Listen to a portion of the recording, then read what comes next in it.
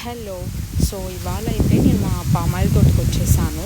గెలలు దింపుతున్నామంటే అండ్ నాకు అనిపించింది మీ అందరికి కూడా చూపిద్దాము అని చెప్పి. Most of them palm oil trees అంటే తెలుసు, కానీ how they extract oil from that, అసలు మనకి సీడ్స్ ఎలా ఫామ్ అవుతాయి అనేది తెలీదు. సో కొంచెం ఇన్ఫర్మేటివ్గా ఉంటుంది అని చెప్పి ఈ వీడియో చేస్తున్నాను. 15 డేస్కి 10 to 15 డేస్కి ఒకసారి మేము గెలలు అనేవి నరికించాలన్నమాట. సో వీటిని పామాయిల్ గెలలు అంటారు. సో ఇలా ఫస్ట్ మటన్ అనేది కట్ చేస్తారు. మటన్ నరికిన తర్వాత ఇలా గెలను నరికేస్తారు.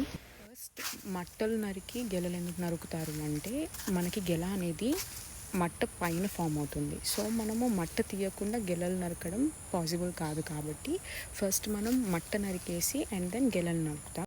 సో ఇలా ఈ గెలకి పామాయిల్ సీడ్స్ ఫామ్ అవుతాయి. సి దీనికి చాలా ముళ్ళులు ఉంటాయి, అందుకే వాళ్ళు చేతితో ముట్టుకోరు. అవి నరికిన తర్వాత ఒక బస్తాలో ఎత్తి ట్రాక్టర్లో వేసేస్తారు. It's a very good investment. ఎందుకంటే మాకు 15 to 20 years దాకా మనం ఏం చూసుకోవాల్సిన అవసరం లేదు. అండ్ పామాయిల్కి మనకి సీజన్తో ఏం సంబంధం లేదు. సమ్మర్లో ఒకటి వాటర్ చూసుకోవాలి. We have a drip irrigation system దీనికి. అండ్ మందులు అనేవి కూడా ఇయర్లీ ట్వైస్ వేసుకుంటే సరిపోతుంది. మనము రెగ్యులర్గా వేయాల్సిన అవసరం లేదు. పామాయిల్ సీడ్స్ అనేది వేసిన వెంటనే అయితే మనకి సీడ్ అనేది ఫామ్ అవ్వదు. It takes 4 years. ఇలా మనం గెలలన్నీ ట్రాక్టర్లో కలెక్ట్ చేసుకొని గోడౌన్కి తీసుకొని వెళ్ళిపోవడమే.